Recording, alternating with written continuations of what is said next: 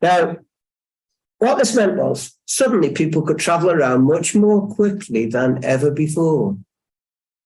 And there was nothing really to stop people deciding to leave their own area, to go more than 20 miles away from where they lived, which very few people had done before then.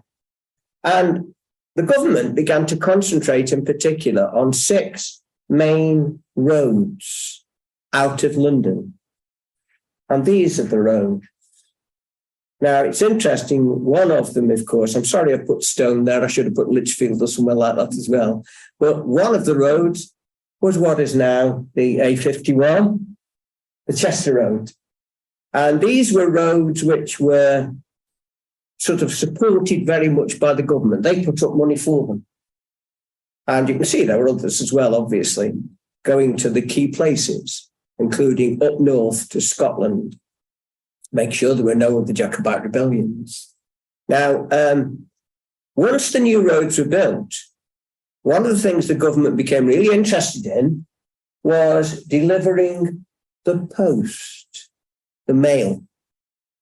And what they used to do in the early years, they used to use gentlemen, never ladies, unfortunately. They were good riders, but they didn't get the chance.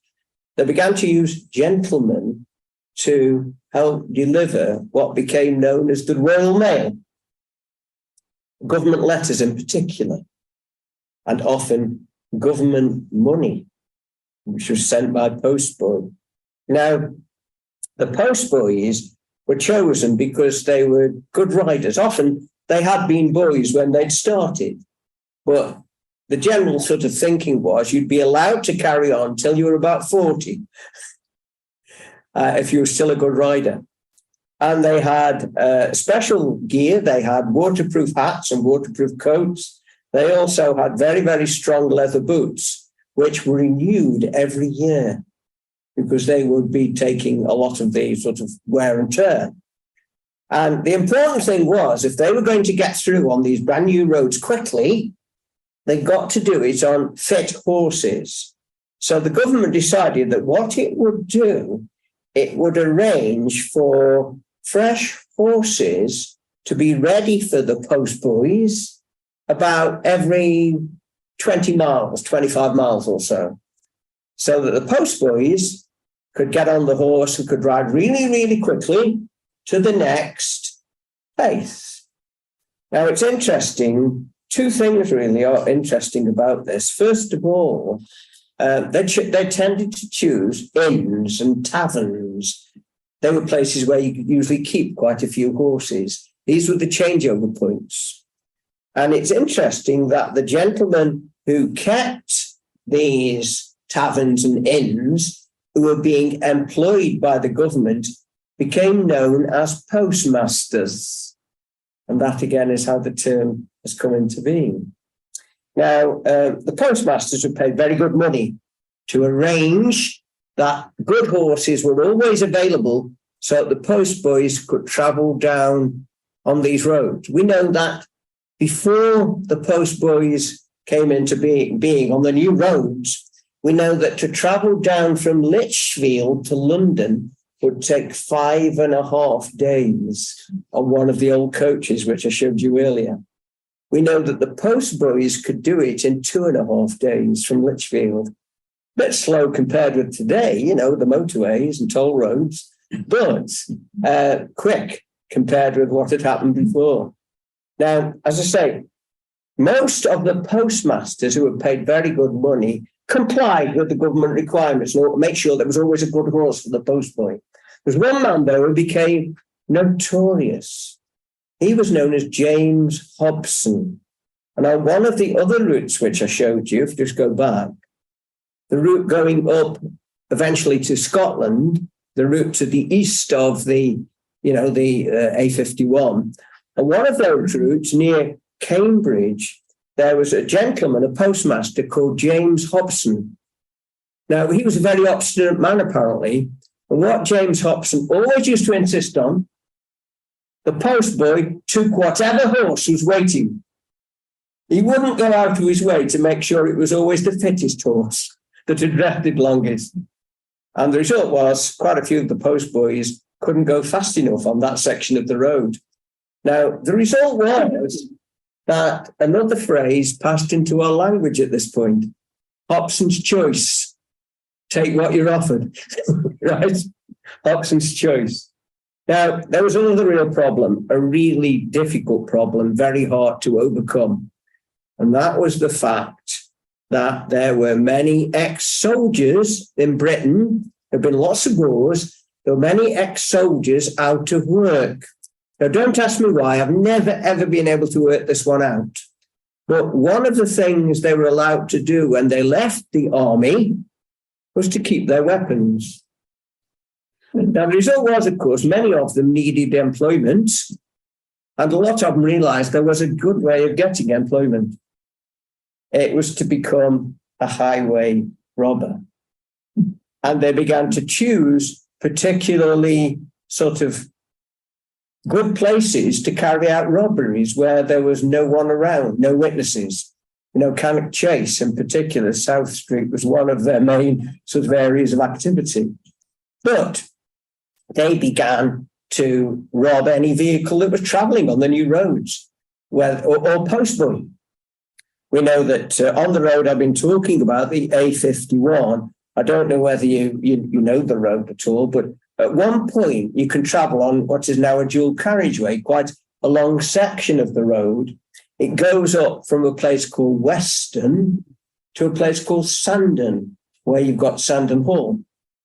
And that in particular was a place where they used to rob travellers. And we know there's one account which comes down to us from the Staffordshire Advertiser from 1763.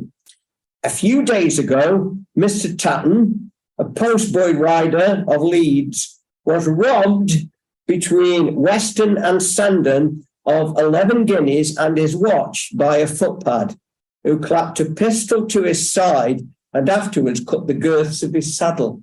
Did that, of course, so that he couldn't follow, couldn't ride. And we know that not too far away, many of you won't know this, it doesn't really matter if you don't, but not too far away, sort of parallel with the main, what is now the A51, there's another road that goes to a little village called Millwich, which some of you might know. And in Millwich, they've still got one of the oldest pubs in Staffordshire, a little tavern on the top of the hill. It's called the Red Lion. Now, this was known as the Highwaymen's Inn, because what they used to do, they used to rob people on the main road, and then they used to ride up to the inn with the full approval of the innkeeper, who probably used to take a cut, from what they'd got. And they used to divide the spoils between them in the inn. It became known as the Highwaymen's Inn. So this was a problem. Now, what could be done? Well, first of all, the government was very worried because lots of government sort of cash, was being taken from the postboys. And we know that the government did two things. First of all, it introduced a new law which said that any highway robbers who were caught, not very nice this, let me know if you want me to stop. Any highway robbers who were caught could be gibbeted. They would be hanged in the open, usually from a big oak tree, close to where people lived so they could all see it. And their bodies would be allowed to stay there so that the birds of the air and the animals of the field could devour what was left of their body. And then they'd have the skeleton hanging there as a lesson. Now we know that there was one of these in particular, not very far away from here, at a place called Ravenhill in Brereton, on the edge of the Chase. And there they had an oak tree which stood out just above where Brereton has stood out today, going up towards the Chase. It was called Hangman's Oak. And that's where they used to hang the highway robbers and leave their bodies there as a lesson. So that was one thing. But then Britain's always been a nation of great inventors. And at this point, around 1760, someone invented a very, very clever weapon indeed. I don't want to go into great detail on weapons, but this weapon was a weapon which could be held with one hand and could fire almost anything. It was called the blunderbuss.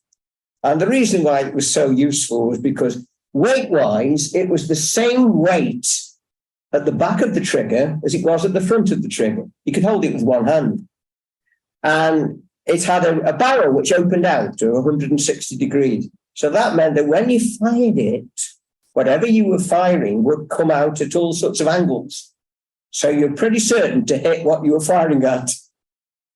Now, it could fire proper bullets, it could fire metal.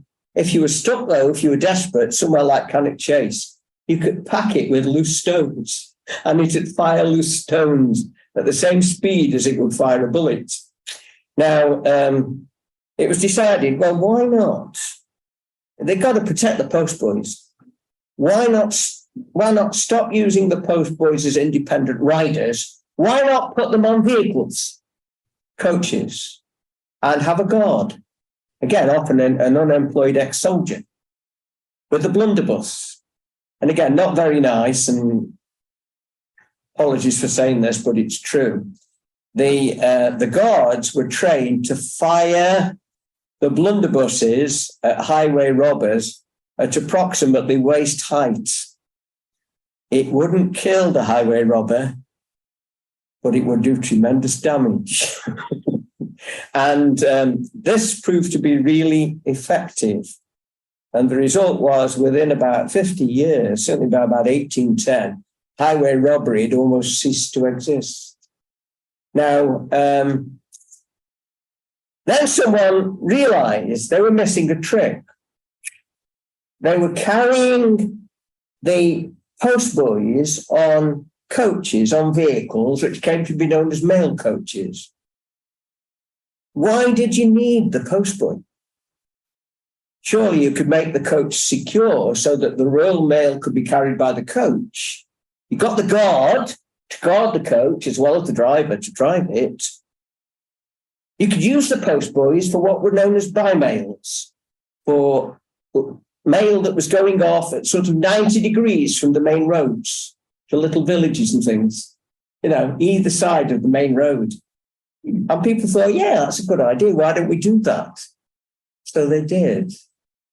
And postboys as such stopped being transported on the new fast mail coaches. And as the roads got better and better, the macadamized roads, coaches began to go faster and faster. They became lighter than ever. The key was make them really light, so they would travel very, very fast. And three things are important, really. First of all, they were covered with a lot of paint. They realized that to make the coaches strong and weatherproof, so that when stones and things were thrown up, they wouldn't do too much damage to the woodwork, they realized they needed to apply a lot of paint. So they began to apply up to 50 coats of paint on these new mail coaches. And this is how we get the phrase coach painting. A lot of phrases come down to us from this period. And they were light, they would travel really fast. And as well as carrying the mail at the back, they could, with the guard on the picture there, the guard's the man at the back, he's got what's called the post horn, which I'll talk about in a minute. And you could also have a few passengers. They got to pay a lot of money because the mail coaches never used to hang around. They get from A to B as quickly as possible. But if you needed to get from A to B very, very quickly, this was the way to travel. This is actually what they looked like. Now, the main reason why I'm showing you this one is because of the springing.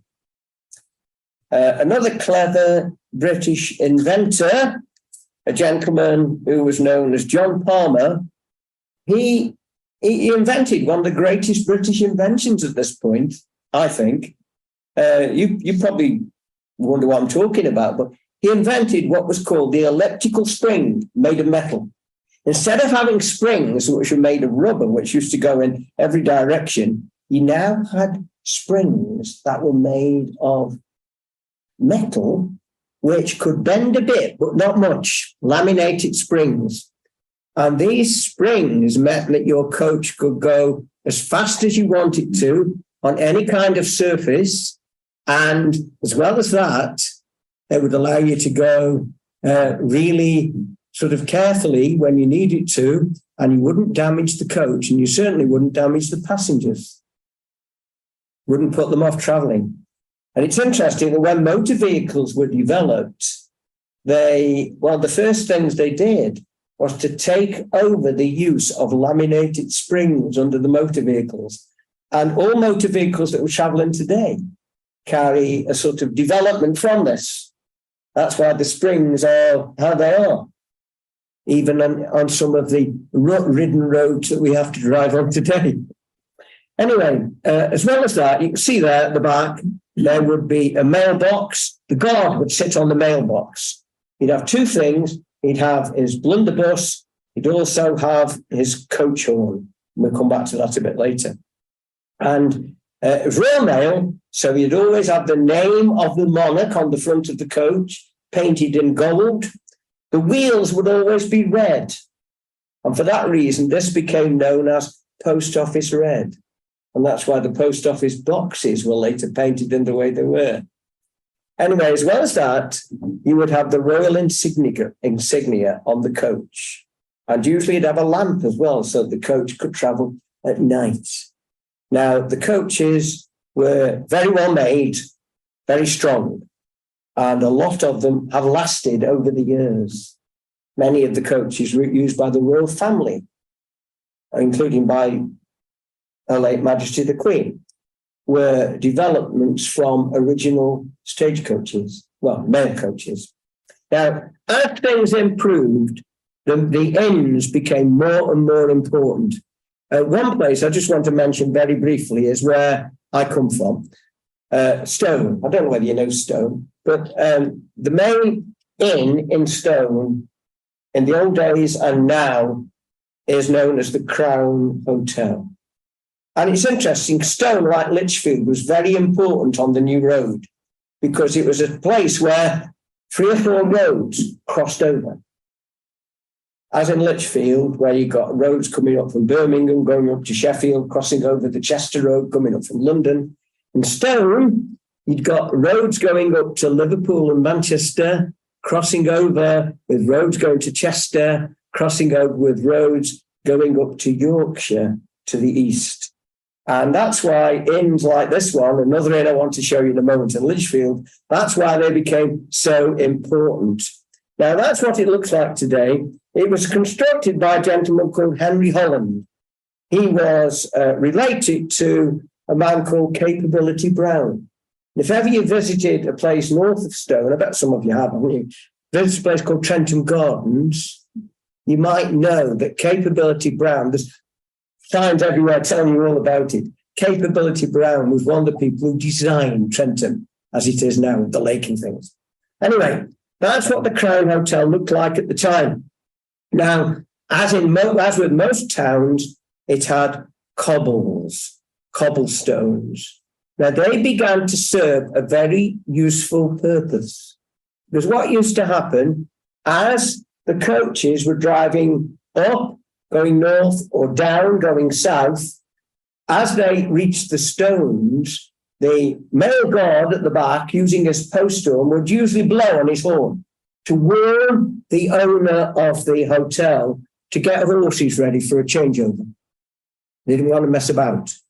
The owner of the hotel will get fined if they hadn't got horses available ready enough for a quick changeover. Now, as well as that, of course, the stones are very useful because by this time, most of the vehicles had metal on top of wood for their wheels. The wheels are made of wood, but they got metal on the outside. And as the metal wheels were going over the stones, they would rattle and make a noise. And so if the innkeeper didn't hear the post horn, he'd always have one window open no matter what the weather. He'd probably be able to hear the sound of the metal wheels on the cobbles, on the stones as they called them. Very important. Now, this is a plan of it at the back. And very important because it had 3 roads crossing over there at that point. And the Royal Mail used it all the time. There were 20 Royal Mail coaches travelling through it backwards and forwards each day. And they needed lots of horses. So at the back, there was stabling for horses. And I don't know whether you can see, you probably can't, but there and there, you've got two very, very important places indeed, what were called dug yards. The Royal Mail didn't want to have to spend more money than necessary. And whenever it could make money, it wanted the innkeepers to do so. So what the innkeepers used to do, they used to collect all the dung from the horses. There were 46 of them stabled in stone. Collect all the dung from the horses and then sell it off about once a fortnight to local farmers. Now we know that one of the innkeepers in Stone in 1828, one of the innkeepers was called Mr. Henry Tomlinson. And we know he was dismissed by the Royal Mail, not for doing his job that badly, really, but for selling the dung too cheaply to local farmers. They dismissed him. And very important as well, you had guest rooms here. That's where the travellers could get out of the coach very, very briefly and try and get a meal, as quickly as they could. They had to pay big money, get a meal as quickly as they could and eat it before the coach was ready to go off again. When the coach was ready to go off again, the driver would blow a whistle. And that meant that everyone had got to get up on board. If they didn't, it would go without them. But here you've got the sorting offices. That's why the Crown is, and the hotel in Lichfield I'm going to talk about in a moment. That's why they're so important, because they had sorting offices. And all the mail that was coming in, you could have mail coming up from London that was then due to go to Sheffield. So it had to be diverted onto another coach. And it all got sorted in those rooms. Quite important. Now, the other important hotel, of course, was this one. I'm sure many of you know it. In Lichfield on Birch Street.